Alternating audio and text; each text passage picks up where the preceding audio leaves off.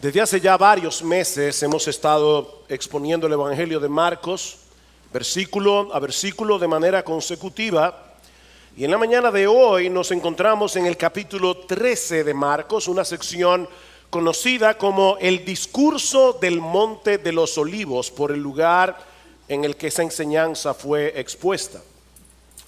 Esta es la enseñanza más extensa del Señor en el Evangelio de Marcos. Marcos no es un evangelio de muchos discursos, es un evangelio de acción. Pero este capítulo tiene 37 versículos. Pero no solamente es una de las enseñanzas más extensas del Evangelio, o es la enseñanza más extensa del Evangelio de Marcos, sino también que es uno de los pasajes más complejos, más difíciles y más controversiales de todo el Nuevo Testamento. Porque en él se entremezclan profecías que tienen que ver con diferentes épocas en la historia de la redención. Y no todos están de acuerdo en qué espacio de tiempo debemos colocar cada parte. ¿Es en el pasado? ¿Es en el presente? ¿Es en el futuro? Ahora, con esto no queremos decir que este pasaje sea una especie de acertijo indescifrable, porque no lo es. Pero debemos reconocer que se trata de un capítulo difícil al que debemos acercarnos con humildad, reconociendo nuestras propias limitaciones y sabiendo de antemano que es probable que no todos estén de acuerdo con nuestra interpretación de este capítulo en cada uno de sus detalles. Hay algunos aspectos de las Escrituras en que podemos tener diferencias de opinión, aún en la misma iglesia, porque no ponen en juego ninguna de las doctrinas esenciales del Evangelio, ninguna de las doctrinas esenciales del cristianismo que todo verdadero creyente debe creer. Mis hermanos, déjenme decirles que la Biblia es un libro extremadamente claro en lo que respecta a nuestra salvación.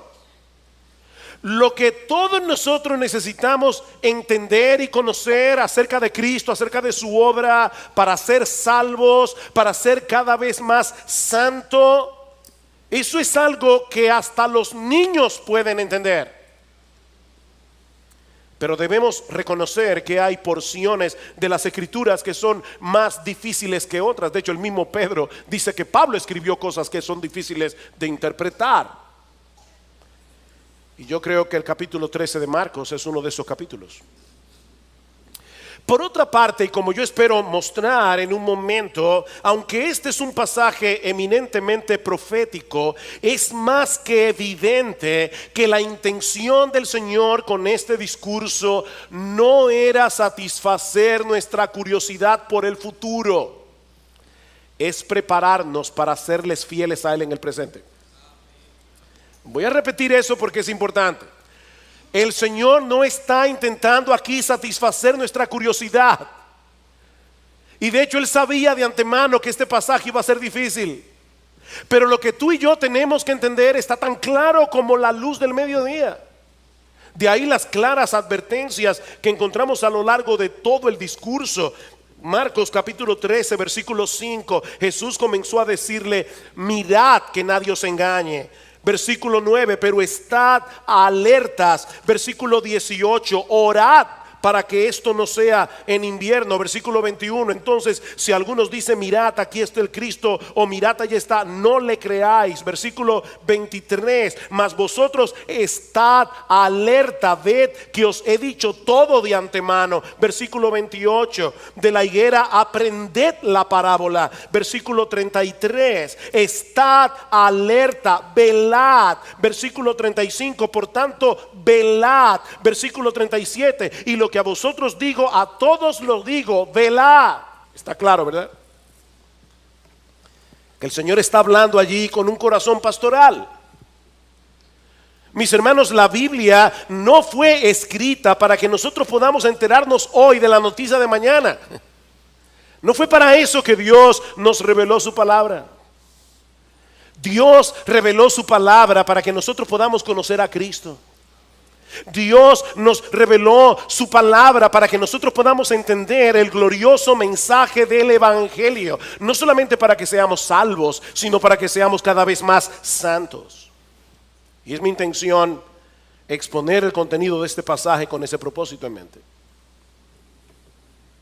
Así que si usted estaba esperando que yo le iba a decir en estos domingos más o menos como cuándo viene Jesús, vas a salir decepcionado. Porque eso solamente lo hacen los falsos profetas. Habiendo hecho estas aclaraciones, o algunos que no son falsos profetas, pero están lamentablemente engañados. Habiendo hecho estas aclaraciones, en la mañana de hoy, vamos a concentrarnos en los primeros 13 versículos de Marcos 13. Yo espero que usted no sea supersticioso. Marcos 13:13. Y los pasajes paralelos que se encuentran en Mateo 24, en Lucas 21, es ahí donde aparece el discurso del Monte de los Olivos. Pero antes de pasar a ver el contenido de este discurso, mis hermanos, es extremadamente importante que pongamos este texto en su contexto. Así que veamos en primer lugar el contexto del discurso del Monte de los Olivos. Recuerden que en estos momentos nos encontramos en la semana de la pasión, es decir, la última semana del ministerio terrenal de nuestro Señor Jesucristo, que comenzó el llamado Domingo de Ramos, cuando Jesús entró por última vez en la ciudad de Jerusalén para celebrar con sus discípulos la fiesta de la Pascua. Miles de personas se aglomeraron a la entrada de la ciudad de Jerusalén, aclamando con gozo que Jesús era el Mesías, que Jesús era el Hijo de David, el Salvador del cual hablaron los profetas en el Antiguo Testamento. Si pudiéramos tomar el túnel del tiempo y llegar a Jerusalén en ese día, y vemos la algarabía de la gente a la entrada de Jesús, pensaríamos que Israel estaba en ese momento en su mejor condición espiritual. Pero muy pronto iba a ser evidente que toda esa algarabía no era más que una fachada religiosa. Que esto era algo superficial que no reflejaba la realidad de sus corazones. Muchos de los que aclamaron a Jesús el Domingo de Ramos pidieron a gritos el Viernes Santo que fuera crucificado. 5 días después, Israel estaba a punto de suicidarse como nación al rechazar a su Mesías. No solo a nivel espiritual, como veremos la semana que viene, Israel estaba a punto de suicidarse a nivel político. Y esto es algo que vino a ser evidente a través de toda esa semana de la pasión. El lunes en la mañana, al día siguiente de su entrada triunfal, Jesús y sus discípulos se dirigen al templo de Jerusalén y encuentran en el camino una mata de higuera llena de hojas pero sin frutos. Y en un acto simbólico de juicio, Jesús maldice la higuera y ésta se seca hasta la raíz. Como decíamos hace unas semanas atrás, cuando nos tocó predicar de ese pasaje, Israel es representado en el Antiguo Testamento por una mata de higuera. Así que la maldición de esta higuera era un presagio de lo que estaba a punto de suceder con la nación de Israel. Luego de este incidente, el Señor llega al templo. ¿Y qué se encuentra allí? Que habían convertido el templo en un mercado. Y Cristo saca a fuetazo limpio a los mercaderes, a los cambistas, mientras acusa a los sacerdotes de haber convertido la casa de Dios en una cueva de ladrones. Y tal parece que esa fue la gota que derramó el vaso.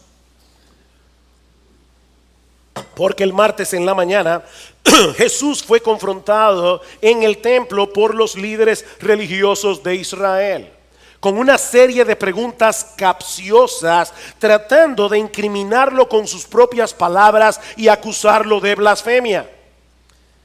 Pero ya ustedes saben lo que pasó. Una y otra vez quedaban enredados en su propia trampa. Nadie puede con Jesús. Es entonces cuando el Señor les cuenta una historia en forma de parábola en el capítulo 12 de Marcos. Y para los que saben contar, el capítulo 12 está antes del capítulo 13. Así que Jesús está preparando a la audiencia, preparando a sus discípulos para lo que Él va a enseñar en el capítulo 13. Y esta historia en parábola es acerca de un hombre que había plantado una viña y se la había arrendado a unos labradores. Recuerden, Cristo está hablando aquí con los escribas y los fariseos. Dice, había un hombre que tenía una viña y se la arrendó a unos labradores. Pero cuando llegó el tiempo de la vendimia y el dueño de la viña envía a algunos de sus siervos a buscar la parte de los frutos que le corresponde, dice que estos labradores malvados afrentan y golpean a sus siervos, llegando a matar incluso a algunos de ellos.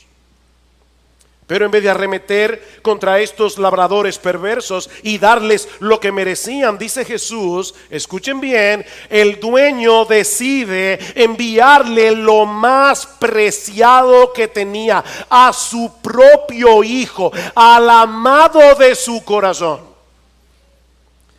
Pero aquellos labradores, en vez de respetar al hijo, se dijeron entre sí, este es el heredero, venid, matémosle, lo que va a suceder el viernes en la mañana, matémosle y la heredad será nuestra. Y echándole mano lo mataron y lo arrojaron fuera de la viña, porque Jesús murió fuera de Jerusalén. Y ahora Jesús les pregunta, ¿qué hará entonces el dueño de la viña? Y ellos responden, vendrá y destruirá a los labradores y dará la viña a otros. En el Evangelio de Mateo encontramos la versión más completa. Ellos le dijeron, llevará a esos miserables a un fin lamentable y arrendará la viña a otros labradores que le paguen los frutos a su tiempo. Y obviamente la viña de esta historia es la nación de Israel. Los labradores son sus líderes. De hecho, dice en Marcos capítulo 12 versículo 12 que a partir de ese momento los líderes religiosos de Israel trataban de prender a Jesús porque comprendieron que contra ellos había dicho la parábola. De manera que esta parábola nos enseña lo mismo que la maldición de la higuera. Israel, como nación escogida, sería desechada por Dios. La ira de Dios estaba a punto de caer sobre esa nación y la viña sería entregada a otros labradores, es decir, la iglesia compuesta por judíos y gentiles a la vez, que sí darían los frutos que Dios esperaba de ella. Más adelante en ese mismo día, el Señor Jesucristo pronuncia unas palabras bien duras contra los escribas y fariseos que se recogen en Mateo capítulo 23, inmediatamente antes del discurso del Monte de los Olivos. Y de nuevo Jesús vuelve sobre el mismo tema. Israel será castigada. Dice, por tanto, mirad, yo os envío profetas, sabios y escribas. De ellos a unos los mataréis y crucificaréis, y a otros los azotaréis en vuestras sinagogas, y los perseguiréis de ciudad en ciudad, para que recaiga sobre vosotros la culpa de toda la sangre justa derramada sobre la tierra, desde la sangre del justo Abel hasta la sangre de Zacarías, el último de los profetas, a quien asesinasteis entre el tiempo y el altar. Y ahora escuchen, Mateo 23 todavía, en verdad os digo que todo esto vendrá sobre esta generación. ¿Oyeron eso? Una generación, según el Antiguo Testamento, tiene aproximadamente una duración de 40 años. Estamos en el año 33. Lo que Jesús está diciendo aquí es que la ira de Dios iba a caer sobre Israel en ese lapso de tiempo. De hecho, más adelante en Mateo 24, 24, el Señor, 24, 34, perdón, el Señor les dice, os digo que no pasará esta generación hasta que todo esto se cumpla. El Señor finaliza su advertencia en Mateo 23 con estas palabras. Y esto es muy sensible. Jerusalén, Jerusalén, la que mata a los profetas y apedreas a los que son enviados a ellas, lo que le hicieron a los siervos del dueño de la viña, ¿recuerdan? ¿Cuántas veces quise juntar a tus hijos como la gallina junta sus pollitos debajo de sus alas y no quisiste? Ese es el trabajo de los profetas. Llamar al pueblo al arrepentimiento, llamar al pueblo a volverse de sus ídolos para refugiarse en Dios. Dice, yo los llamé una y otra vez a través de los profetas, pero no quisieron. He aquí, vuestra casa se os deja desierta, porque os digo que desde ahora en adelante no me veréis más hasta que digáis, bendito el que viene en el nombre del Señor. Wow, interesante el cambio de lenguaje que se ha producido aquí. Mis hermanos, Jerusalén era la ciudad de Dios porque allí se encontraba la casa de Dios, el templo. ¿Ustedes recuerdan la palabra de Jesús cuando purificó el templo el día anterior? Mi casa será llamada casa de oración, mas vosotros la habéis hecho cueva de ladrones. Mi casa, pero ahora Cristo dice vuestra casa. Vuestra casa se os deja desierta. ¿Qué estaba pasando aquí? Mis hermanos, cuando Jesús salió del templo ese martes para no regresar nunca más, no solo lo estaba dejando físicamente, Cristo como el Dios encarnado lo estaba abandonando espiritualmente. En ese momento el templo dejó de ser la casa de Dios para convertirse en un edificio más. De hecho, ¿no tiene algo sumamente interesante en el versículo 4 de Marcos 13? Dice, versículo 1, dice, cuando salía del templo, uno de sus discípulos le dijo, maestro, mira qué piedras y qué edificios. Jesús les dijo, ves, estos grandes edificios, no quedará piedra sobre piedra que no sea derribada. Y estando él sentado en el monte de los olivos, frente al templo, Pedro, Jacobo, Juan y Andrés le preguntaron en privado, ¿cuándo sucederá esto? ¿Dónde estaba Jesús? En el monte de los olivos. Y yo no creo que eso haya sido por casualidad o porque era el monte más cerca. En los capítulos 10 y 11 del libro de Ezequiel, el profeta ve una visión apocalíptica. Recuerden que las visiones eran bien extrañas para nosotros los occidentales, pero él ve una visión cómo la gloria de Dios abandona el templo por causa de la idolatría. Y era una forma simbólica, una visión que él estaba viendo de cómo Dios iba a castigar la nación por su pecado. Un castigo que se manifestó cuando los babilonios destruyeron la ciudad y el templo en el año 587 antes de Cristo. Ahora hay un detalle sorprendente en esta profecía del libro de Ezequiel. Dice en el versículo 23 del capítulo 11, en esa visión que él está viendo, la gloria del Señor sale del lugar santísimo, se posa en la muralla del templo y luego dice que la gloria del Señor se elevó de en medio de la ciudad y se detuvo sobre el monte que está al oriente, es decir, el monte de los olivos, como dice en Zacarías capítulo 14 versículo 4. Así que la gloria de Dios dejó el templo y se posa en el monte de los olivos antes de ser destruido por los babilonios. Ahora, mis hermanos, déjenme hacerles una pregunta. ¿Cuál es la manifestación final y definitiva de la gloria de Dios? Hablando acerca de la encarnación de Jesús, dice en Juan capítulo 1 versículo 14, y el verbo se hizo carne y vimos su gloria, gloria como del unigénito del Padre, lleno de gracia y de verdad. Jesús es la encarnación de la gloria de Dios. Por eso es que más adelante él va a decir, ustedes verán al Hijo de Dios viniendo con las nubes del cielo. ¿Qué se manifestaba con las nubes del cielo en el Antiguo Testamento? La gloria de Dios. Así que en ese día de la semana de la pasión, la gloria de Dios en Jesús estaba abandonando el templo para irse a sentar en el monte de los olivos. Ahora entendemos mejor las palabras de Jesús en Mateo 23. He aquí, vuestra casa se os deja desierta. ¿Por qué? Porque os digo que desde ahora en adelante no me veréis más. ¿Ven el punto?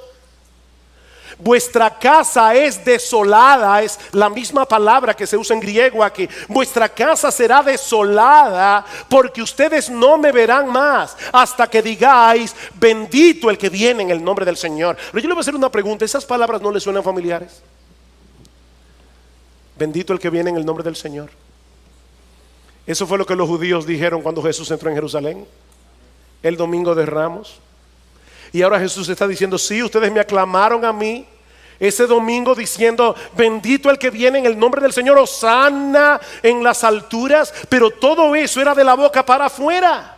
Lo que Jesús está diciendo aquí es, Dios los está abandonando porque no me reconocieron a mí como el Mesías. Todo lo que ustedes dijeron de mí durante mi entrada triunfal no era más que una fachada. Por eso me voy del templo para no regresar nunca más. Vuestra casa será desolada porque la gloria de Dios, que soy yo, ya no estará allí. Por eso es que alguien decía, con Jesús no hay alternativa. O Jesús era un loco, o era un farsante, o era Dios. Como dice el C.S. Lewis, no me salgas con esa condescendencia hacia Jesús diciendo que era un gran hombre. No, si Jesús no era Dios, Él no era un gran hombre. Si Jesús no era Dios, era un megalómano, o estaba loco. Pero Él era Dios. Dios de Dios, luz de luz, Dios verdadero del Dios verdadero. Mis hermanos, fue la gloria de Dios encarnada la que abandonó el templo ese día. Dios estaba repudiando a Israel y a la ciudad santa para que no fueran su casa nunca más.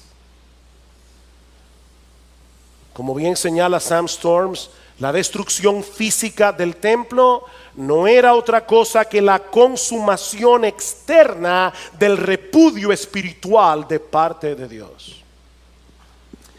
Ese es el trasfondo del discurso del Monte de los Olivos. Y si no entendemos eso, no vamos a entender el discurso. Eso nos lleva a nuestro segundo encabezado, la profecía sobre la destrucción del templo. Tal parece que las palabras de Jesús dejaron en shock a los discípulos. ¿Que la ciudad de Jerusalén será destruida? ¿Qué va a pasar entonces con el templo? De ahí probablemente el comentario del capítulo del versículo 1 dice, cuando salía del templo, uno de sus discípulos le dijo, maestro, mira qué piedras y qué edificios, como diciendo, ¿de verdad tú estás diciendo que eso será destruido? Ahora, para entender el asombro de los discípulos, necesitamos conocer algunas cosas acerca del templo y lo que ese edificio significaba para los judíos. El templo original fue construido por Salomón, como muchos de ustedes saben, el hijo de David, en el siglo X antes de Cristo. Pero tal como dijimos hace un momento, fue destruido por los babilonios en el 587, por lo que el templo tuvo que ser reconstruido en el año 516 antes de Cristo, cuando los israelitas volvieron del exilio babilónico. Pero ese nuevo templo no era ni sombra del anterior.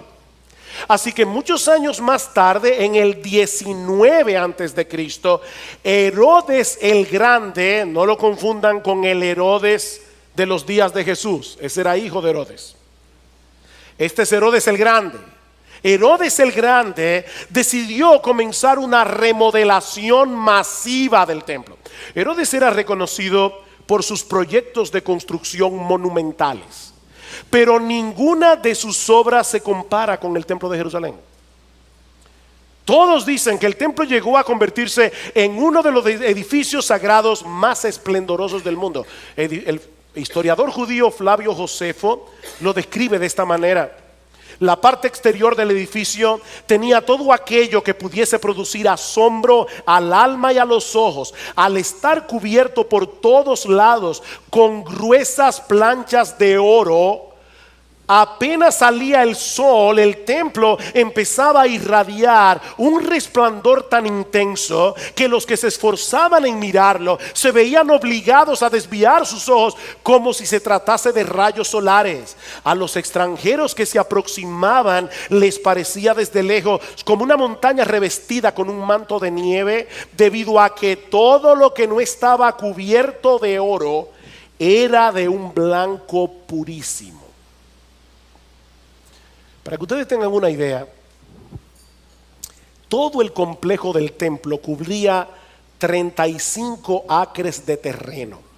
Es decir, que adentro del terreno cabían 12 canchas de fútbol, para que ustedes puedan tener una idea de lo que era el templo de Jerusalén.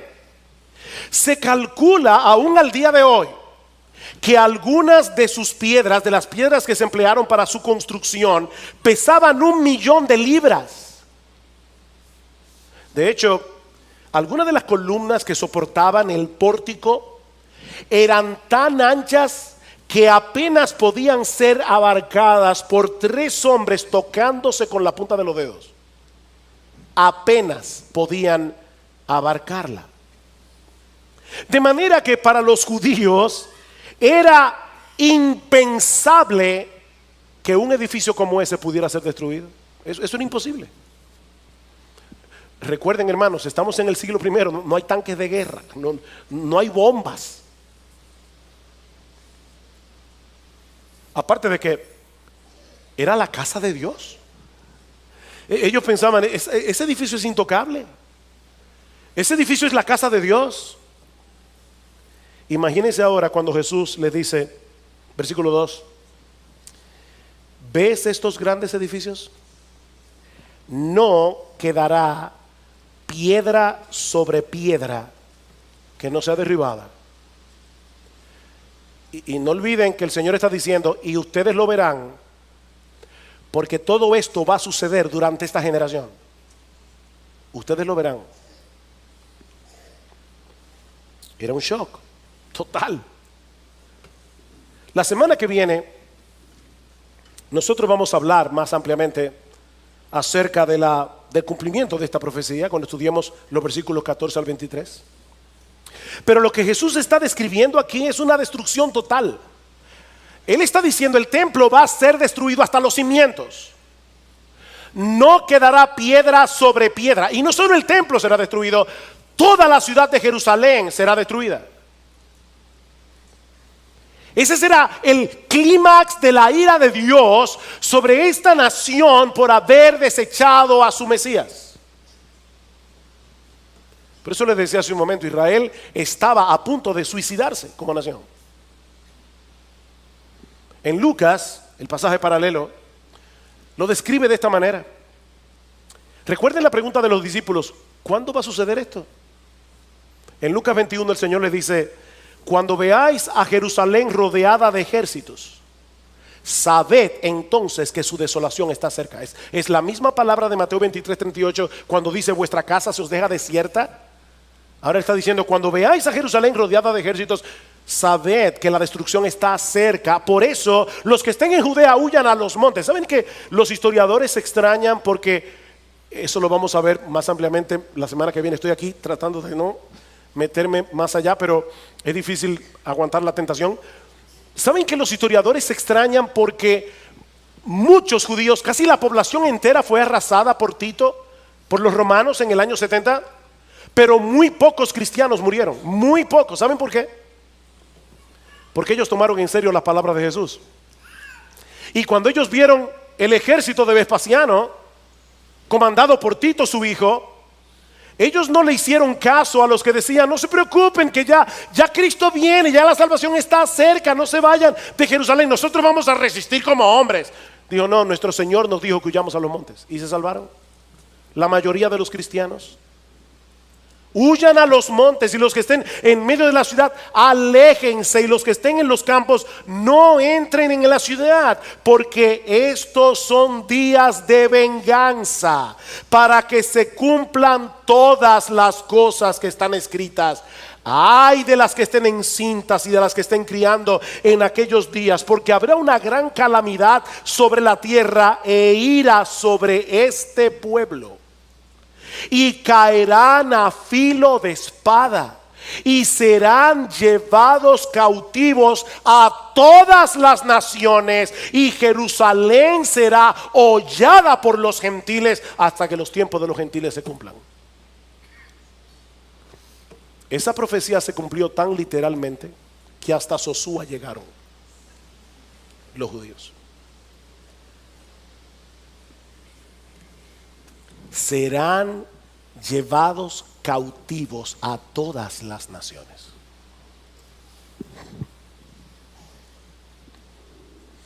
Eso era tan difícil de imaginar para los discípulos que es muy probable que en la mente de ellos asociaran estos eventos con el fin del mundo. No, si es verdad que Jerusalén va a ser arrasada y que del templo no quedará piedra sobre piedra, tiene que ser que está llegando el fin del mundo. De ahí la pregunta de los discípulos. Dice en Marcos capítulo 13, versículo 3: y estando él sentado en el monte de los olivos frente al templo, Pedro, Jacobo, Juan y Andrés le preguntaron en privado: dinos cuándo sucederá esto y qué señal habrá cuando todas estas cosas se hayan de cumplir. En el pasaje paralelo del Evangelio de Mateo encontramos una versión más completa de la pregunta. Ellos preguntaron: dinos ¿cuándo sucederá esto?, refiriéndose obviamente a la destrucción de Jerusalén y del templo. ¿Y cuál será la señal de tu venida y de la consumación del siglo? Tal parece que en la mente de ellos esas tres cosas tenían que suceder al mismo tiempo: la destrucción de Jerusalén y del templo, la segunda venida de Jesús y el fin del mundo. Pero ahora Jesús les hace ver que hay un lapso indefinido de tiempo entre un evento y los otros dos. Esa es la razón del discurso del Monte de los Olivos. Ven, hermanos, ¿por qué les decía al principio que Jesús no estaba tratando de darnos ayer la noticia de mañana? Ese no es el propósito. Estos hombres necesitaban instrucción. Y lo que Jesús les está diciendo es: no se dejen engañar, ni la segunda venida de Cristo ni el fin del mundo van a suceder inmediatamente después de la destrucción de Jerusalén y del templo. Muchas cosas tienen que ocurrir antes de mi segunda venida.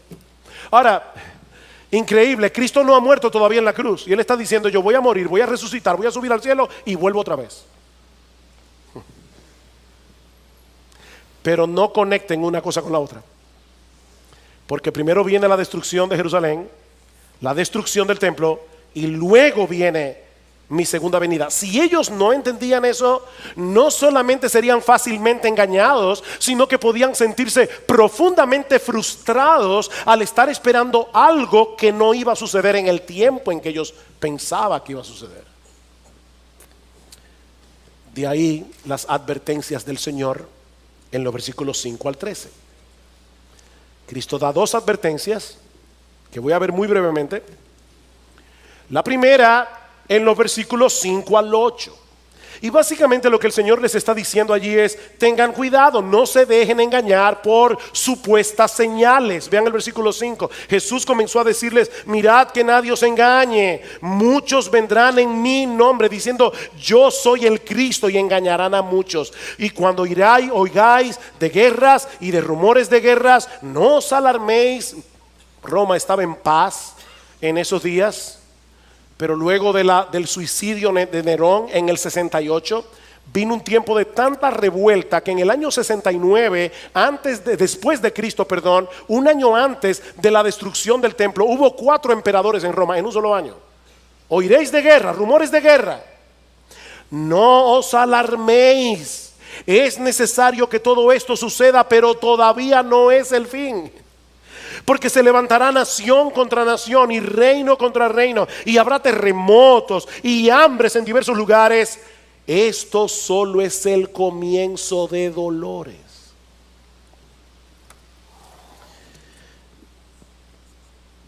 La enseñanza de Jesús es tan clara en este pasaje que no deja de ser increíble que a lo largo de los siglos tantas personas hayan sido engañadas creyendo que ciertos eventos son señales del fin cuando no lo son. Yo no sé cuántas veces las personas pensaron, no, ya esto es el fin. Yo me imagino que cuando Napoleón comenzó a conquistar Europa, muchos pensaron en el siglo XIX, ya esto se acabó. Napoleón está muerto y enterrado. Primera Guerra Mundial, eso fue horrible. Bueno, esto sí que ya es el fin del mundo. No, no es el fin del mundo. Van a oír de guerra, rumores de guerra, reino contra reino, nación contra nación. Que esos no son señales del fin, dice Jesús. No estén buscando indicios en los periódicos. Surge Hitler en Alemania. El ataque a Polonia. La Segunda Guerra Mundial. Bueno, ahora sí que no. Que no es el fin, dice Jesús. Increíble, ¿verdad? ¿Qué es lo que le pasa a la gente? Que no leen la Biblia. Lo que pasa es que no leen el texto con cuidado. Aquí dice que no se dejen engañar. Que esas no son señales del fin. Eso es lo que va a estar pasando a lo largo de toda la historia hasta que yo vuelva en gloria. No se dejen engañar. Vendrán falsos cristos, oiréis de guerra, rumores de guerra, nación contra nación, reino contra reino, terremotos, hambrunas. Pero todavía no es el fin. Mis hermanos amados, no se pongan a buscar las noticias en los periódicos. Bueno, ya eso no existe casi en internet.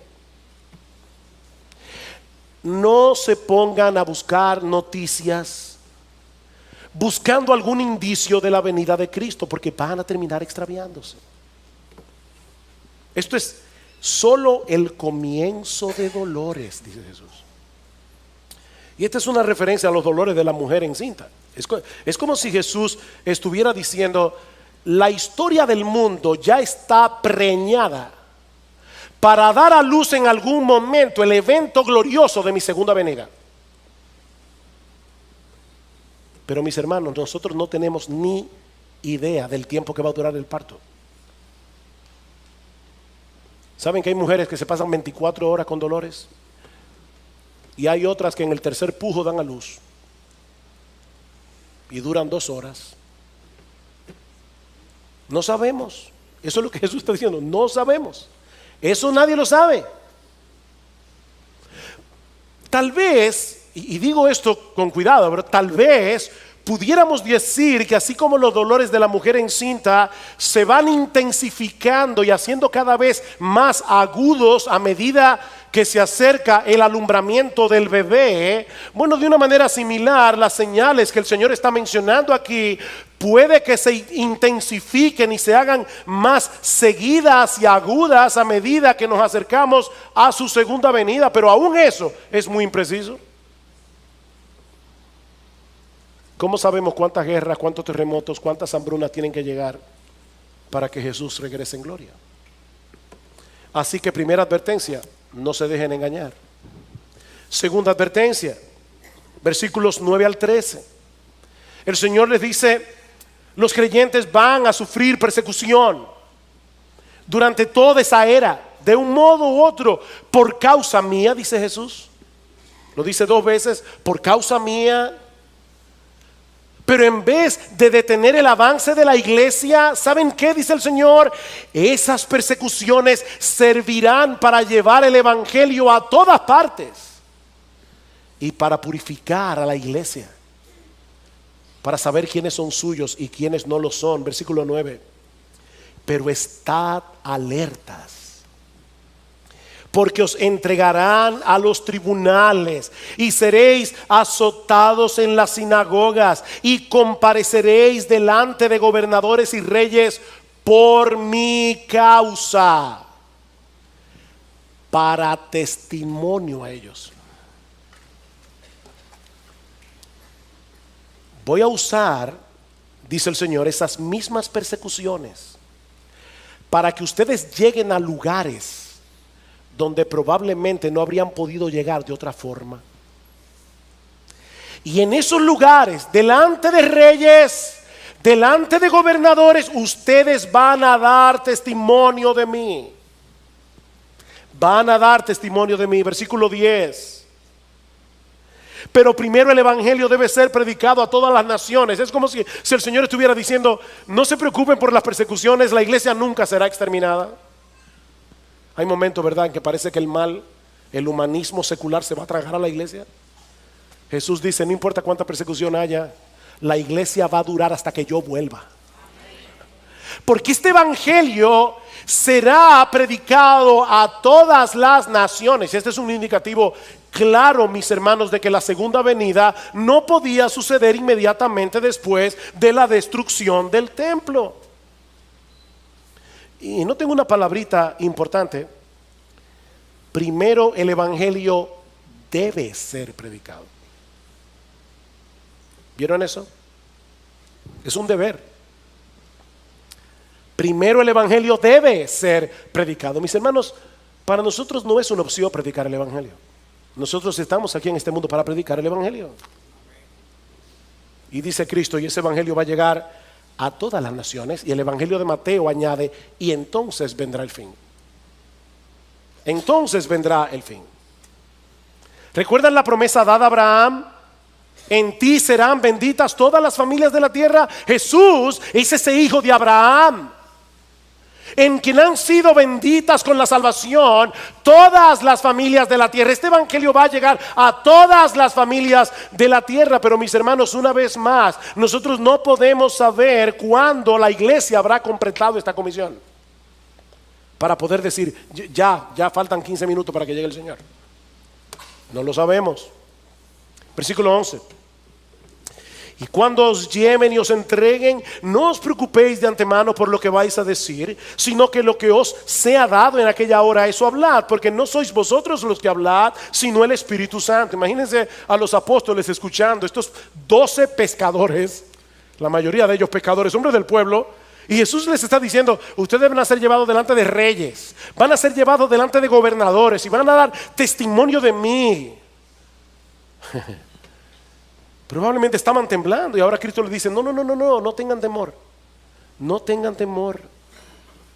No se preocupen de antemano por lo que tengan que decir, porque cuando llegue el momento preciso, el Espíritu Santo que está en ustedes, Él los va a capacitar para que ustedes digan lo que tienen que decir.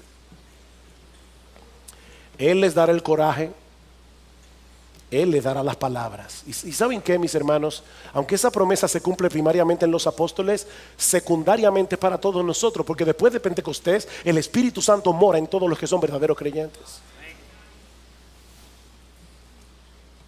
Yo no sé a cuántos de ustedes les ha pasado, pero hay momentos en que uno conoce a cierta persona que, ya sea por su posición o por lo que sea,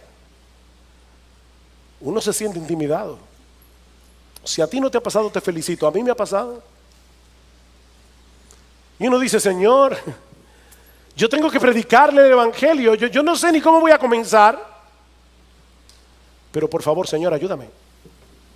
Y es increíble cómo el Señor de repente abre la boca, uno comienza a hablar. Y yo no sé si a ti te ha pasado esto que yo he experimentado, pero hay momentos que yo me pregunto: ¿y soy yo que estoy hablando? Y yo sé que soy yo, no hay ninguna inspiración aquí, pero hay una capacitación especial del Señor para predicar su palabra. Así que no tengan temor. No tengan temor. Versículo 12.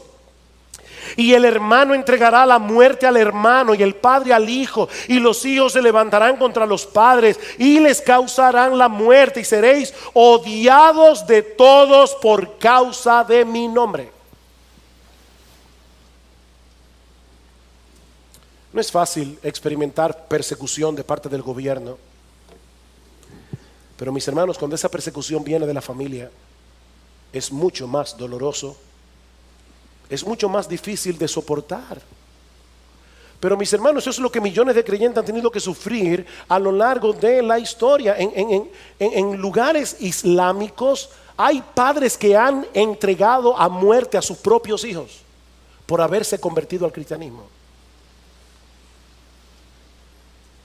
Yo conocí a un joven médico de Arabia Saudita y él nos contaba su historia. ¡Wow! ¿Cuánto sufrió ese muchacho? De mano de su propia familia por haberse convertido al Señor.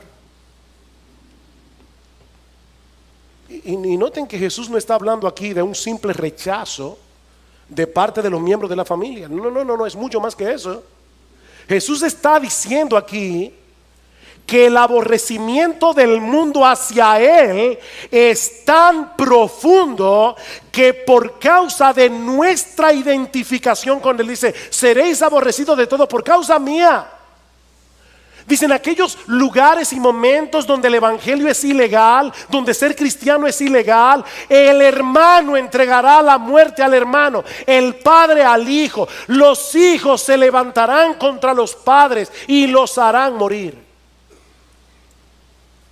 Wow. Siempre se ha dicho, ¿verdad?, que la sangre pesa más que el agua, refiriéndose a la inclinación natural que sentimos hacia los miembros de nuestra propia familia, sobre todo la familia inmediata. Pero Jesús nos está diciendo en este texto que el aborrecimiento que el mundo siente hacia Él puede llegar a quebrantar esos lazos de amor y convertirse en rechazo y aborrecimiento, simplemente porque somos cristianos. Y es importante que subraye esto, porque una persona puede ser aborrecida porque es un imprudente. Yo cometí muchas imprudencias, sobre todo cuando estaba acabado de convertir. Me acuerdo predicándole a mi mamá de una manera tal, recién convertido, que mi mamá me dijo: si tú sigues hablándome de esa manera te voy a dar una galleta. Y para aquellos que no saben lo que es una galleta, porque lo están viendo por internet y están en otros países, no es una galletica de chocolate, es una bofetada. Ahora, ¿saben que yo me lo gané? Yo no siempre he sido prudente predicando el evangelio y me avergüenzo de eso. Pero por más prudente que tú seas, vas a ser rechazado. Mi hermano, tú sigues a un Salvador que fue crucificado. Tú sigues a un Salvador que fue clavado en una cruz. Tú no puedes esperar que el mundo te trate mejor de lo que lo trató a Él. Tú eres cristiano, tú llevas contigo el nombre de Cristo. Si el mundo os aborrece, dice Jesús, sabed que a mí me ha aborrecido antes que a vosotros. Si ustedes fueran del mundo, el mundo amaría los suyos. Al mundo le encanta la pompa, qué tipo más inteligente, qué tipo más brillante. Dice, miren, si ustedes fueran del mundo, el mundo los amaría. Pero ustedes son míos y por eso el mundo los va a aborrecer. Seréis aborrecidos de todos por causa de mi nombre. Pero el que persevere hasta el fin, ese será salvo. El que persevere hasta el fin. Por eso decía al principio, las persecuciones purifican la iglesia, porque sirven para separar a los verdaderos creyentes de lo que no lo son. Dice Cristo, el reino de los cielos se hace fuerte y solo los violentos lo arrebatan. El cristianismo no es para blandengues, no lo es. El cristianismo no es para gente cobarde. Cristo dice, van a tener que enfrentar persecución. De hecho, en la parábola del sembrador, en Lucas capítulo 8, versículo 13, Cristo mismo dice, hay personas que creen por algún tiempo, pero en el tiempo de la prueba se apartan, no lo aguantan. Ahora, la enseñanza de este texto no es que un verdadero creyente puede perder su salvación si no persevera hasta el fin. No. Lo que Jesús nos está enseñando aquí es que los verdaderos creyentes son aquellos que perseveran hasta el fin, aún en medio de las persecuciones. Esos son los que de verdad creyeron, aún en medio de las circunstancias difíciles de la vida. Queridos hermanos, ser cristiano nunca ha sido fácil y nunca lo será. Ser cristiano nunca ha sido fácil y nunca lo será. Cristo no era de estos predicadores populares que hay en el día de hoy. Ven a Cristo y todos tus problemas se van a solucionar. No, yo te estoy diciendo en esta mañana, ven a Cristo y probablemente vas a tener más problemas. Cristo dijo claramente, las zorras tienen guarida, las aves de los cielos nidos, pero el Hijo del Hombre no tiene dónde recostar su cabeza. ¿De verdad tú quieres seguirme a mí? Calcula el precio. Pero ¿saben qué? No hay razón para que los cristianos nos sintamos avergonzados o intimidados por el mundo, porque estamos del lado de aquel que venció la muerte en la cruz del Calvario. No hay razón para estar intimidados. Mis hermanos, independientemente de lo que el mundo piense de los cristianos, que somos unos retrógrados, que somos de mente estrecha, que nosotros estamos en la época de la Edad Media, que nosotros no somos progresistas, no importa lo que el mundo piense de los cristianos. Es un privilegio, es un gran privilegio seguir y servir a ese Rey que por amor a nosotros se hizo siervo para dar su vida en rescate por muchos. Es un privilegio ser cristiano. Porque ese que murió en debilidad ahora reina con poder a la diestra del Padre. Y dice Pablo en Efesios 1:11, 1:21, sobre todo principado y autoridad y poder y señorío. Él es el soberano de los reyes de la tierra, dice el apóstol Juan en Apocalipsis capítulo 1, versículo 5. El soberano de los reyes de la tierra. Y algún día todos doblarán su rodilla ante Jesús y confesarán que Él es el Señor. Miren, mis hermanos, si hay algo que nosotros aprendemos de este pasaje, le decía a mi esposa ayer, estoy peleando con el texto porque hay tantas cosas que tengo que decir y no las puedo decir en una sola hora. Pero si hay algo que nosotros aprendemos de la porción que vimos en el día de hoy, es que este mundo no se está moviendo a tontas y a locas. No, mis hermanos. Nuestro Dios está llevando a cabo el plan de redención que Él decretó desde antes de la fundación del mundo. Un plan de salvación que gira en torno a la persona y a la obra de Jesús. Y nada ni nadie podrá impedir que Él haga lo que Él ha diseñado hacer, lo que Él ha determinado hacer. Es por eso que Jesús anunció de antemano su muerte y su resurrección. Él dijo de antemano, yo vine a morir. Jesús anunció de antemano la destrucción de Jerusalén y del templo en un lapso de tiempo de 40 años, porque Él es el soberano de la historia. Jesús anunció de antemano que los judíos serían esparcidos por todo el planeta Tierra por haberlos rechazado a Él. Jesús anunció que Él iba a edificar a su iglesia. Jesús anunció que la iglesia iba a prevalecer hasta la segunda venida a pesar de las persecuciones, que las puertas del Hades no prevalecerían contra la iglesia. Jesús anunció de antemano que su evangelio sería predicado a todas las naciones. Jesús anunció que Él regresará en gloria por segunda vez desde los cielos cuando todo se haya cumplido. Él es el Señor de la historia. Él es Rey de reyes. Él es Señor de señores. Y algún día todos aquellos que se han rendido ante su soberanía y han venido a Él en arrepentimiento y fe, reinaremos juntamente con Él.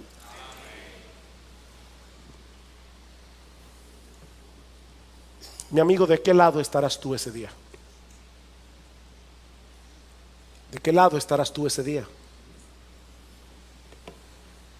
¿Te has rendido a sus pies, reconociendo tus pecados, confiando en la obra de salvación que Él hizo en la cruz del Calvario? No en tu propia justicia, no en tu propia decencia, no en tu propia moral. Has venido a Cristo en arrepentimiento, confiando en su obra de redención, cuando Él derramó su sangre para lavarnos de nuestros pecados.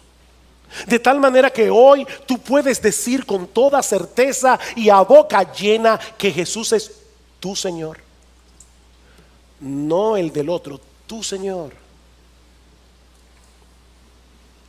Porque si no es así, mi amigo, yo te invito en esta mañana a que depongas tu enemistad y tu orgullo y vengas humillado a Él. Porque no hay manera de ganar esta batalla contra aquel que venció la muerte y reina con poder a la diestra del Padre. No hay manera. de ganar esta batalla. Ven a Cristo, mi amigo, y ven ahora, cuando todavía estás a tiempo de arreglar tus cuentas con Él. Porque ¿sabes qué? Él ha prometido no desechar a nadie que venga ante Él buscando perdón y misericordia. Ven a Cristo. Dios encarnado lo estaba abandonando espiritualmente. En ese momento el templo dejó de ser la casa de Dios para convertirse en un edificio más. De hecho, ¿no tiene algo sumamente interesante en el versículo 4 de Marcos 13? Dice, versículo 1, dice: cuando salía del templo, uno de sus discípulos le dijo: maestro, mira qué piedras y qué edificios. Jesús les dijo: ves, estos grandes edificios, no quedará piedra sobre piedra que no sea derribada. Y estando él sentado en el monte de los olivos, frente al templo, Pedro, Jacobo, Juan y Andrés le preguntaron en privado: ¿cuándo sucederá esto? ¿Dónde estaba Jesús? En el monte de los olivos. Y yo no creo que eso haya sido por casualidad o porque era el monte más cerca. En los capítulos 10 y 11 del libro de Ezequiel, el profeta ve una visión apocalíptica. Recuerden que las visiones eran bien extrañas para nosotros los occidentales, pero él ve una visión cómo la gloria de Dios abandona el templo por causa de la idolatría. Y era una forma simbólica, una visión que él estaba viendo de cómo Dios iba a castigar la nación por su pecado. Un castigo que se manifestó cuando los babilonios destruyeron la ciudad y el templo en el año 587 antes de Cristo. Ahora hay un detalle sorprendente en esta profecía del libro de Ezequiel.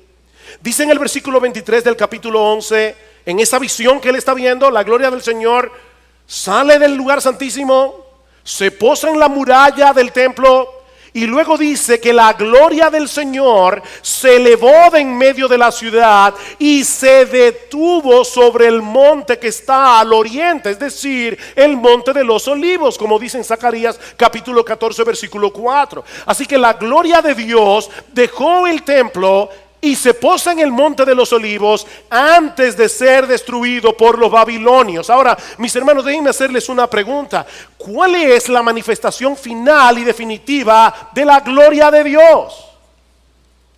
Hablando acerca de la encarnación de Jesús, dice en Juan capítulo 1 versículo 14: y el verbo se hizo carne y vimos su gloria, gloria como del unigénito del Padre, lleno de gracia y de verdad. Jesús es la encarnación de la gloria de Dios. Por eso es que más adelante Él va a decir: ustedes verán al Hijo de Dios viniendo con las nubes del cielo. ¿Qué se manifestaba con las nubes del cielo en el Antiguo Testamento? La gloria de Dios.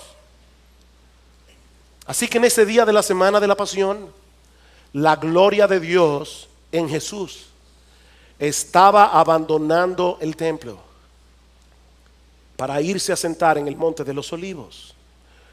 Ahora entendemos mejor las palabras de Jesús en Mateo 23. He aquí, vuestra casa se os deja desierta. ¿Por qué? Porque os digo que desde ahora en adelante no me veréis más. ¿Ven el punto? Vuestra casa es desolada, es la misma palabra que se usa en griego aquí. Vuestra casa será desolada porque ustedes no me verán más hasta que digáis: bendito el que viene en el nombre del Señor. Pero yo le voy a hacer una pregunta. ¿Esas palabras no le suenan familiares? Bendito el que viene en el nombre del Señor. Eso fue lo que los judíos dijeron cuando Jesús entró en Jerusalén el domingo de Ramos. Y ahora Jesús está diciendo: sí, ustedes me aclamaron a mí ese domingo diciendo: bendito el que viene en el nombre del Señor, hosana en las alturas. Pero todo eso era de la boca para afuera. Lo que Jesús está diciendo aquí es: Dios los está abandonando porque no me reconocieron a mí como el Mesías. Todo lo que ustedes dijeron de mí durante mi entrada triunfal no era más que una fachada. Por eso me voy del templo para no regresar nunca más. Vuestra casa será desolada porque la gloria de Dios, que soy yo, ya no estará allí. Por eso es que alguien decía: Con Jesús no hay alternativa. O Jesús era un loco, o era un farsante, o era Dios. Como dice el C.S. Lewis, no me salgas con esa condescendencia hacia Jesús diciendo que era un gran hombre. No, si Jesús no era Dios, Él no era un gran hombre. Si Jesús no era Dios, era un megalómano, o estaba loco. Pero Él era Dios. Dios de Dios, luz de luz, Dios verdadero del Dios verdadero. Mis hermanos, fue la gloria de Dios encarnada la que abandonó el templo ese día. Dios estaba repudiando a Israel y a la ciudad santa para que no fueran su casa nunca más. Como bien señala Sam Storms, la destrucción física del templo no era otra cosa que la consumación externa del repudio espiritual de parte de Dios. Ese es el trasfondo del discurso del Monte de los Olivos. Y si no entendemos eso, no vamos a entender el discurso. Eso nos lleva a nuestro segundo encabezado, la profecía sobre la destrucción del templo. Tal parece que las palabras de Jesús dejaron en shock a los discípulos. ¿Que la ciudad de Jerusalén será destruida? ¿Qué va a pasar entonces con el templo? De ahí probablemente el comentario del versículo 1 dice: cuando salía del templo, uno de sus discípulos le dijo: maestro, mira qué piedras y qué edificios. Como diciendo, ¿de verdad tú estás diciendo que eso será destruido? Ahora, para entender el asombro de los discípulos, necesitamos conocer algunas cosas acerca del templo y lo que ese edificio significaba para los judíos. El templo original fue construido por Salomón, como muchos de ustedes saben, el hijo de David, en el siglo X antes de Cristo. Pero tal como dijimos hace un momento, fue destruido por los babilonios en el 587, por lo que el templo tuvo que ser reconstruido en el año 516 antes de Cristo, cuando los israelitas volvieron del exilio babilónico. Pero ese nuevo templo no era ni sombra del anterior. Así que muchos años más tarde, en el 19 antes de Cristo, Herodes el Grande, no lo confundan con el Herodes de los días de Jesús, ese era hijo de Herodes. Este es Herodes el Grande. Herodes el Grande decidió comenzar una remodelación masiva del templo. Herodes era reconocido por sus proyectos de construcción monumentales, pero ninguna de sus obras se compara con el templo de Jerusalén. Todos dicen que el templo llegó a convertirse en uno de los edificios sagrados más esplendorosos del mundo. El historiador judío Flavio Josefo lo describe de esta manera: la parte exterior del edificio tenía todo aquello que pudiese producir asombro al alma y a los ojos, al estar cubierto por todos lados con gruesas planchas de oro. Apenas salía el sol, el templo empezaba a irradiar un resplandor tan intenso que los que se esforzaban en mirarlo se veían obligados a desviar sus ojos como si se tratase de rayos solares. A los extranjeros que se aproximaban les parecía desde lejos como una montaña revestida con un manto de nieve, debido a que todo lo que no estaba cubierto de oro era de un blanco purísimo. Para que ustedes tengan una idea, todo el complejo del templo cubría 35 acres de terreno. Es decir, que adentro del terreno cabían 12 canchas de fútbol, para que ustedes puedan tener una idea de lo que era el templo de Jerusalén. Se calcula aún al día de hoy que algunas de sus piedras, de las piedras que se emplearon para su construcción, pesaban 1.000.000 de libras. De hecho, algunas de las columnas que soportaban el pórtico eran tan anchas que apenas podían ser abarcadas por 3 hombres tocándose con la punta de los dedos. Apenas podían abarcarla. De manera que para los judíos era impensable que un edificio como ese pudiera ser destruido. Eso era imposible. Recuerden, hermanos, estamos en el siglo I, no hay tanques de guerra, no hay bombas. Aparte de que era la casa de Dios. Ellos pensaban, ese edificio es intocable. Ese edificio es la casa de Dios. Imagínense ahora cuando Jesús les dice, versículo 2, ¿ves estos grandes edificios? No quedará piedra sobre piedra que no sea derribada. Y no olviden que el Señor está diciendo, y ustedes lo verán, porque todo esto va a suceder durante esta generación. Ustedes lo verán. Era un shock total. La semana que viene nosotros vamos a hablar más ampliamente acerca del cumplimiento de esta profecía cuando estudiemos los versículos 14 al 23. Pero lo que Jesús está describiendo aquí es una destrucción total. Él está diciendo el templo va a ser destruido hasta los cimientos. No quedará piedra sobre piedra. Y no solo el templo será destruido, toda la ciudad de Jerusalén será destruida. Ese será el clímax de la ira de Dios sobre esta nación por haber desechado a su Mesías. Por eso les decía hace un momento, Israel estaba a punto de suicidarse como nación. En Lucas, el pasaje paralelo, lo describe de esta manera. Recuerden la pregunta de los discípulos, ¿cuándo va a suceder esto? En Lucas 21 el Señor les dice, cuando veáis a Jerusalén rodeada de ejércitos, sabed entonces que su desolación está cerca. Es la misma palabra de Mateo 23:38 cuando dice vuestra casa se os deja desierta. Ahora está diciendo cuando veáis a Jerusalén rodeada de ejércitos, sabed que la destrucción está cerca. Por eso los que estén en Judea huyan a los montes. ¿Saben que los historiadores se extrañan? Porque eso lo vamos a ver más ampliamente la semana que viene. Estoy aquí tratando de no meterme más allá, pero es difícil aguantar la tentación. ¿Saben que los historiadores se extrañan porque muchos judíos, casi la población entera fue arrasada por Tito, por los romanos en el año 70? Pero muy pocos cristianos murieron, muy pocos. ¿Saben por qué? Porque ellos tomaron en serio las palabras de Jesús. Y cuando ellos vieron el ejército de Vespasiano, comandado por Tito su hijo, ellos no le hicieron caso a los que decían, no se preocupen que ya Cristo viene, ya la salvación está cerca, no se vayan de Jerusalén, nosotros vamos a resistir como hombres. Dijo, no, nuestro Señor nos dijo que huyamos a los montes. Y se salvaron.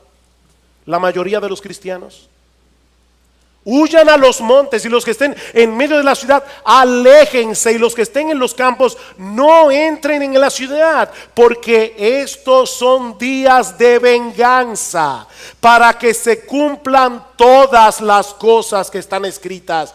Ay de las que estén encintas y de las que estén criando en aquellos días, porque habrá una gran calamidad sobre la tierra e ira sobre este pueblo.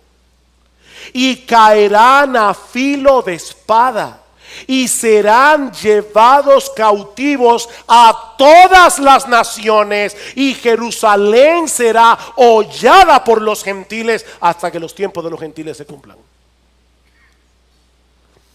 Esa profecía se cumplió tan literalmente que hasta Sosúa llegaron los judíos. Serán llevados cautivos a todas las naciones.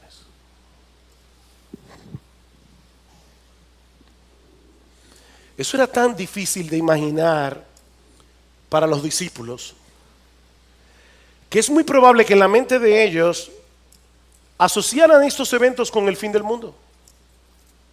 No, si es verdad que Jerusalén va a ser arrasada y que del templo no quedará piedra sobre piedra, tiene que ser que está llegando el fin del mundo. De ahí la pregunta de los discípulos. Dice en Marcos capítulo 3, 13, versículo 3.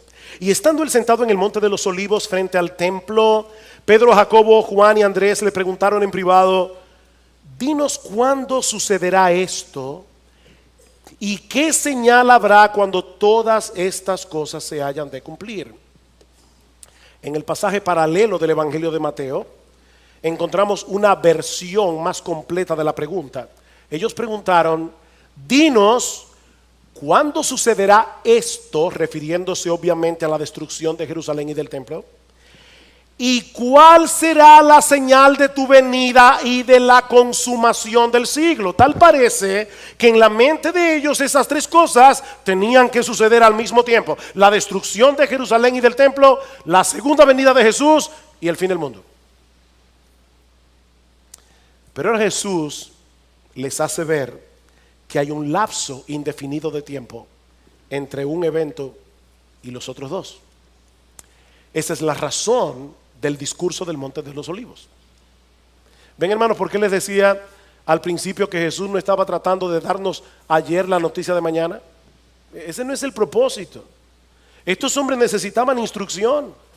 Y lo que Jesús les está diciendo es: no se dejen engañar, ni la segunda venida de Cristo ni el fin del mundo van a suceder inmediatamente después de la destrucción de Jerusalén y del templo. Muchas cosas tienen que ocurrir antes de mi segunda venida.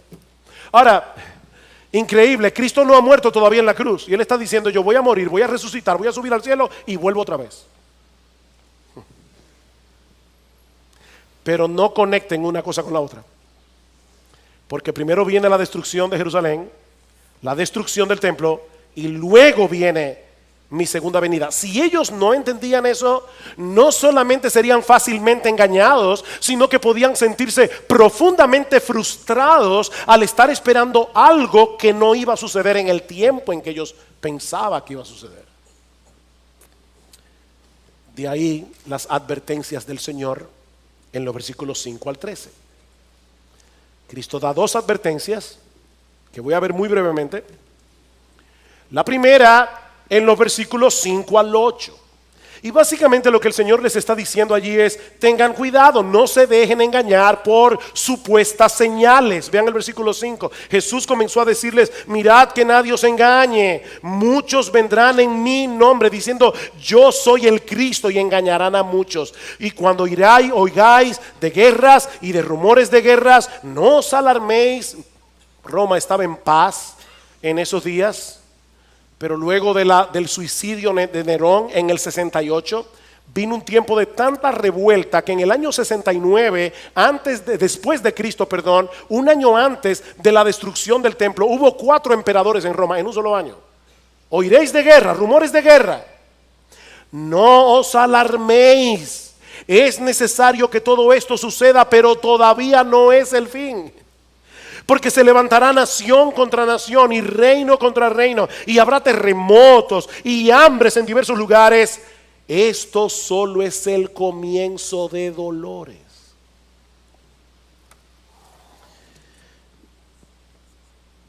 La enseñanza de Jesús es tan clara en este pasaje que no deja de ser increíble que a lo largo de los siglos tantas personas hayan sido engañadas creyendo que ciertos eventos son señales del fin cuando no lo son. Yo no sé cuántas veces las personas pensaron: no, ya esto es el fin.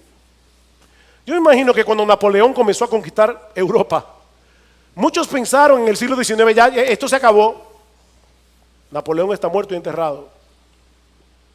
Primera Guerra Mundial, eso fue horrible. Bueno, esto sí que ya es el fin del mundo. No, no es el fin del mundo. Van a oír de guerra, rumores de guerra, reino contra reino, nación contra nación. Que esos no son señales del fin, dice Jesús. No estén buscando indicios en los periódicos. Surge Hitler en Alemania, el ataque a Polonia, la Segunda Guerra Mundial. Bueno, ahora sí que no es el fin, dice Jesús. Increíble, ¿verdad? ¿Qué es lo que le pasa a la gente? ¿Que no leen la Biblia?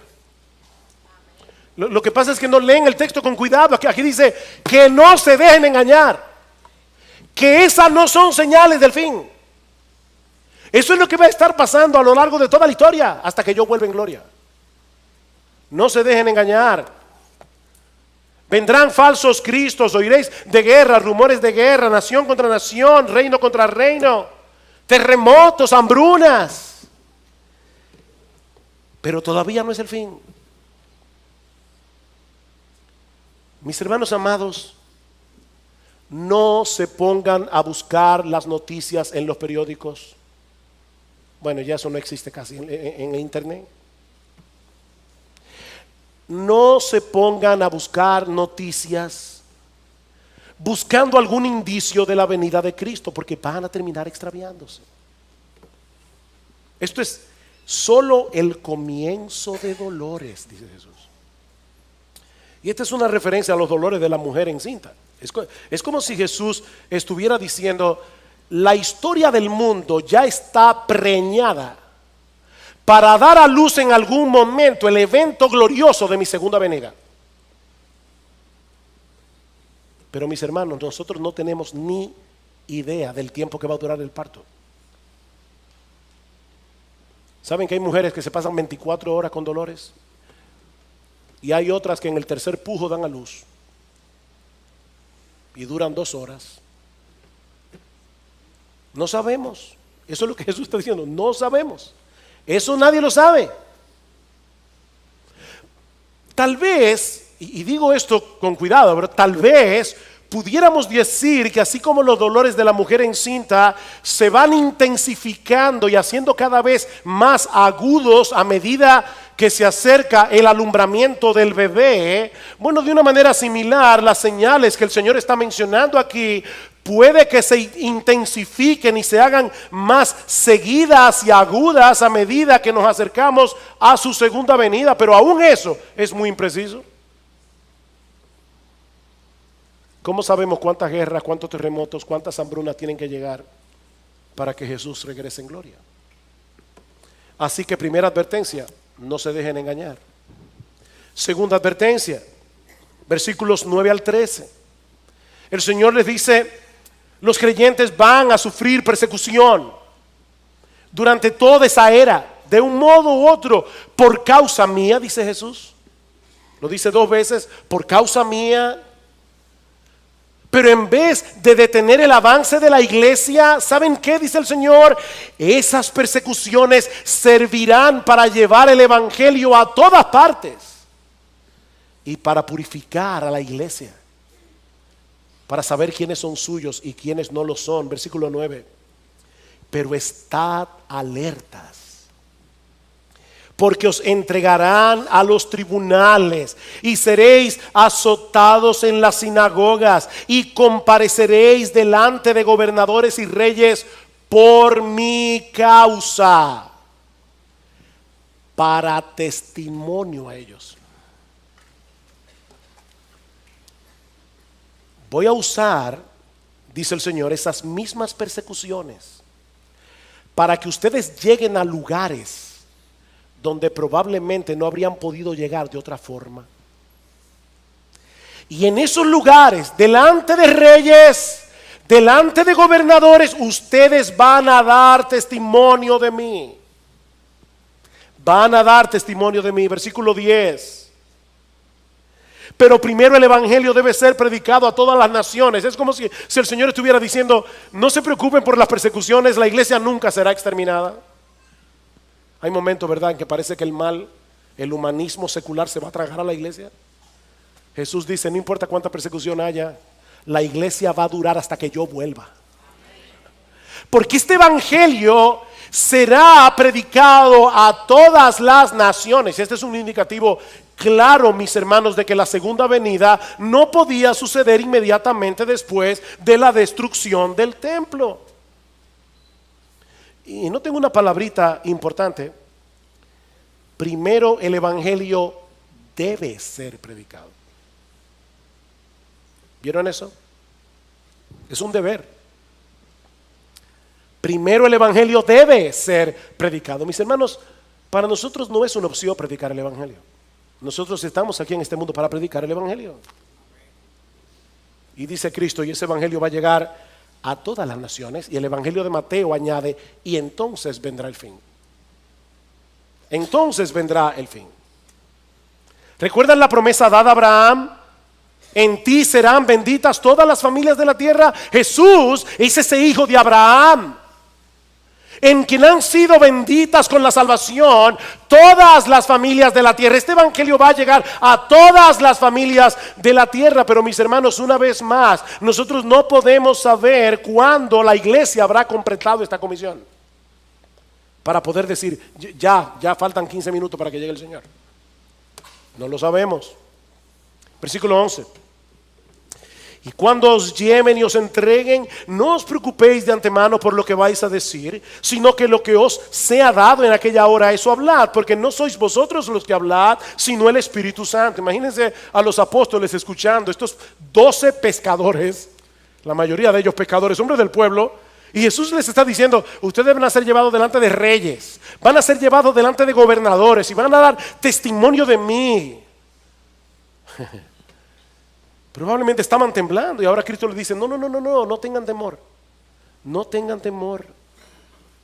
No se preocupen de antemano por lo que tengan que decir, porque cuando llegue el momento preciso, el Espíritu Santo que está en ustedes, Él los va a capacitar para que ustedes digan lo que tienen que decir. Él les dará el coraje, Él les dará las palabras. Y ¿saben qué, mis hermanos? Aunque esa promesa se cumple primariamente en los apóstoles, secundariamente para todos nosotros, porque después de Pentecostés el Espíritu Santo mora en todos los que son verdaderos creyentes. Yo no sé a cuántos de ustedes les ha pasado, pero hay momentos en que uno conoce a cierta persona que, ya sea por su posición o por lo que sea, uno se siente intimidado. Si a ti no te ha pasado, te felicito. A mí me ha pasado. Y uno dice, Señor, yo tengo que predicarle el Evangelio. Yo no sé ni cómo voy a comenzar, pero por favor, Señor, ayúdame. Y es increíble cómo el Señor de repente abre la boca, uno comienza a hablar. Y yo no sé si a ti te ha pasado esto que yo he experimentado, pero hay momentos que yo me pregunto, ¿y soy yo que estoy hablando? Y yo sé que soy yo, no hay ninguna inspiración aquí, pero hay una capacitación especial del Señor para predicar su palabra. Así que no tengan temor, no tengan temor. Versículo 12. Y el hermano entregará la muerte al hermano y el padre al hijo, y los hijos se levantarán contra los padres y les causarán la muerte, y seréis odiados de todos por causa de mi nombre. No es fácil experimentar persecución de parte del gobierno, pero mis hermanos, cuando esa persecución viene de la familia, es mucho más doloroso, es mucho más difícil de soportar. Pero mis hermanos, eso es lo que millones de creyentes han tenido que sufrir a lo largo de la historia. En lugares islámicos hay padres que han entregado a muerte a sus propios hijos por haberse convertido al cristianismo. Yo conocí a un joven médico de Arabia Saudita y él nos contaba su historia. ¡Wow! ¿Cuánto sufrió ese muchacho? De mano de su propia familia por haberse convertido al Señor. Y noten que Jesús no está hablando aquí de un simple rechazo de parte de los miembros de la familia. No, es mucho más que eso. Jesús está diciendo aquí que el aborrecimiento del mundo hacia Él es tan profundo que por causa de nuestra identificación con Él, dice, seréis aborrecidos de todo por causa mía.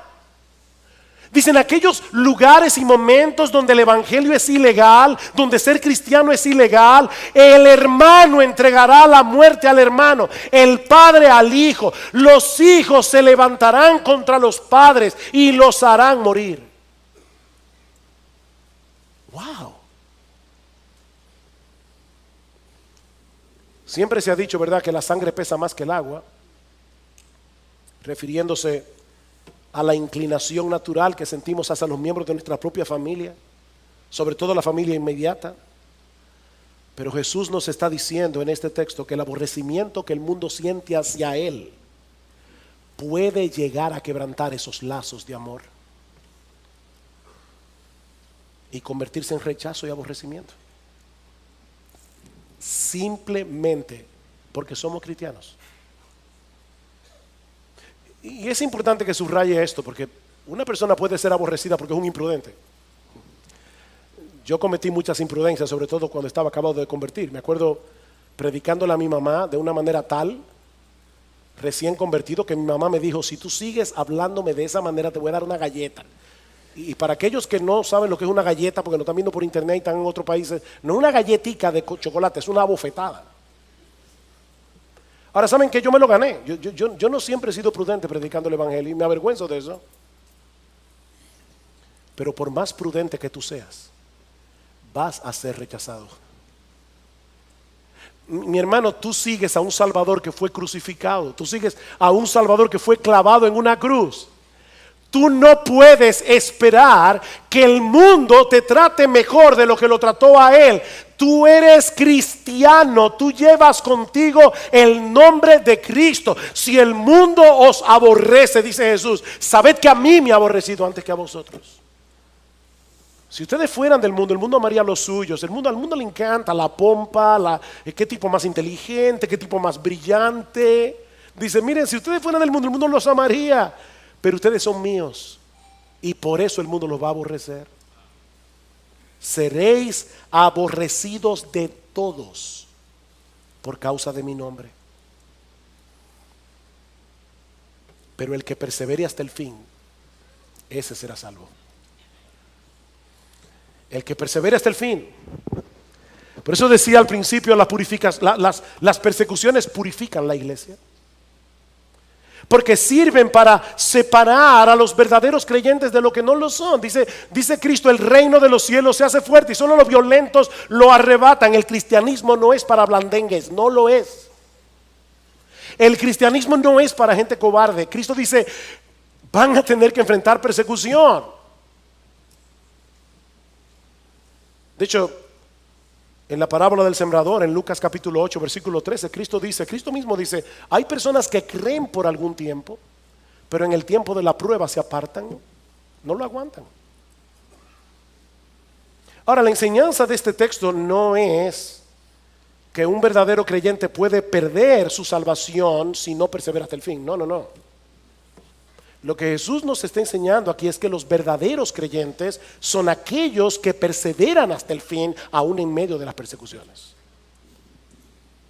Esos son los que de verdad creyeron, aún en medio de las circunstancias difíciles de la vida. Queridos hermanos, ser cristiano nunca ha sido fácil y nunca lo será. Ser cristiano nunca ha sido fácil y nunca lo será. Cristo no era de estos predicadores populares que hay en el día de hoy. Ven a Cristo y todos tus problemas se van a solucionar. No, yo te estoy diciendo en esta mañana: ven a Cristo y probablemente vas a tener más problemas. Cristo dijo claramente: las zorras tienen guarida, las aves de los cielos nidos, pero el Hijo del Hombre no tiene dónde recostar su cabeza. ¿De verdad tú quieres seguirme a mí? Calcula el precio. Pero ¿saben qué? No hay razón para que los cristianos nos sintamos avergonzados o intimidados por el mundo,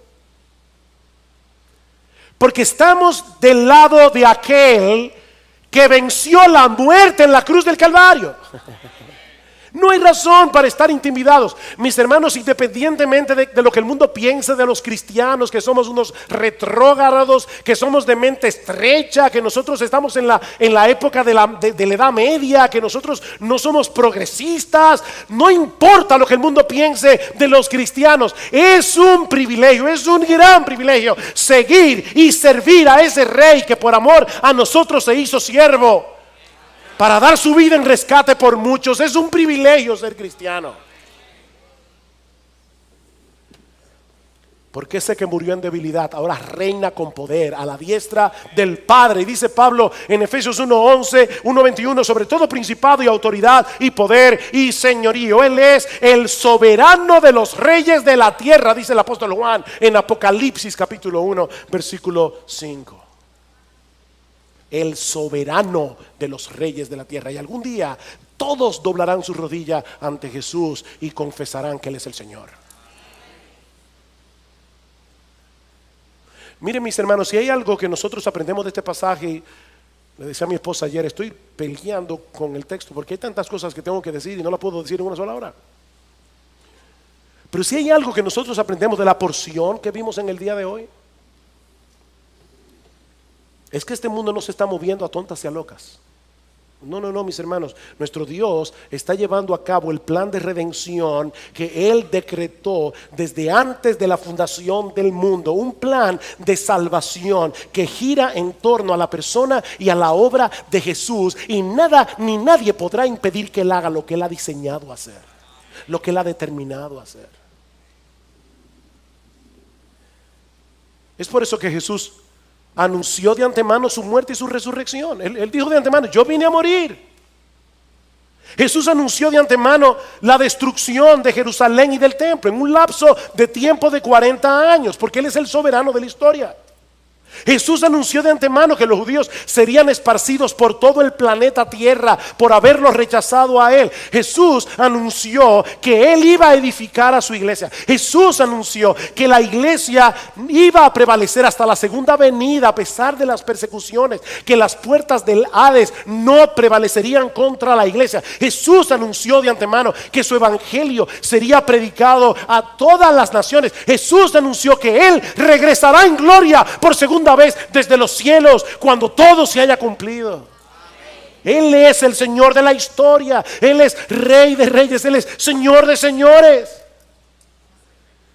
Y algún día todos aquellos que se han rendido ante su soberanía y han venido a Él en arrepentimiento y fe, reinaremos juntamente con Él.